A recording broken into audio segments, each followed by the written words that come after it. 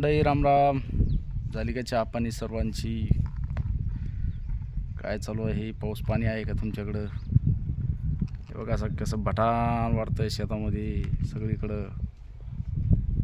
उन्हाळ्यामधल्यासारखं ऊन आहे, वसाड जमीन झालेली आहे. सर्व शेतकरी विचारत आहे पाऊस कधी पडणार. बी भरण खतं घरामध्ये आणून ठेवलेले आहेत आणि पावसाची आतुरतेने वाट बघणं चालू आहे. फरक फक्त शेतकऱ्याला पडतो पावसाचा. पाऊस जर नाही आला तर ही चिंता फक्त शेतकऱ्याला आहे, कारण शेतकऱ्याचं सर्व या काळ्या आईवर अवलंबून असतं आणि निसर्गावर अवलंबून असतं.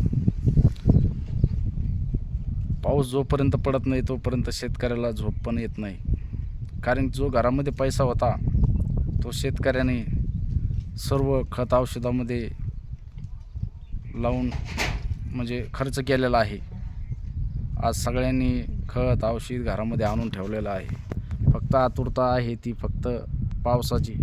पाऊस कधी येणार आणि कधी आपण पेरणी करणार, लागवड करणार, असे बरेच काही विचार शेतकऱ्याच्या मनामध्ये येत असतात. कारण की यावर्षी पावसाचं प्रमाण म्हणजे खूप लांबलेलं म्हणावं लागेल. एवढं पण नाही आहे समजा, पण बरंच अंतर पडलं. गेल्या वर्षी लवकर पेरण्या झाल्या होत्या.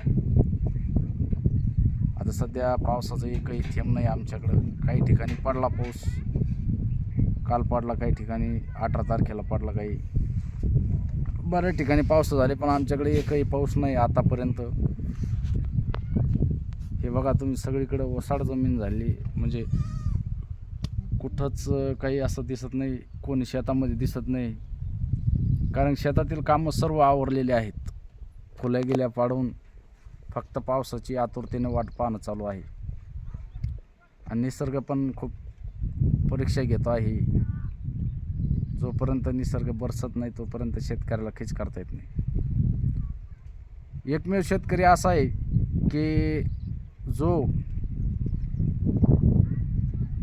म्हणजे कुठलीही सिक्युरिटी नसताना आणि समोर आपला पैसा गुंतवणूक केल्याच्या नंतर आपल्याला परत किती भेटल याची शाश्वती नसताना, गॅरंटी नसताना पण या काळ्या आईचं पोट भरण्यासाठी तेवढा खर्च त्याला करावा लागतो.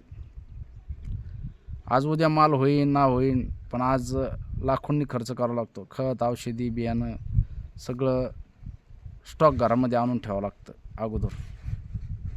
फक्त शेतकऱ्याला एवढं संघर्ष करावं लागतं. बाकी कुठलाही व्यवसाय असला तर त्याचा पैसा वसूल ताबडतोब होतो, पण शेतकऱ्याला सुरुवातीला पैसा खर्च करावा लागतो आणि नंतर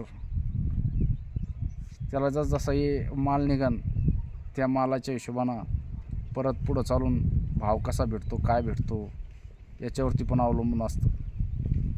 शेतकऱ्यासारखं जीवन अवघड कोणाचंच नाही.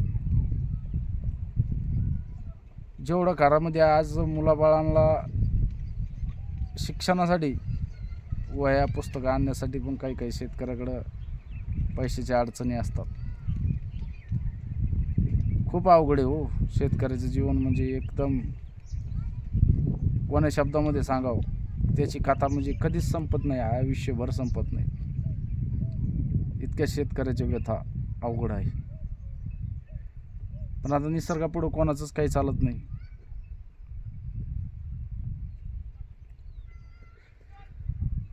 अवघड आहे.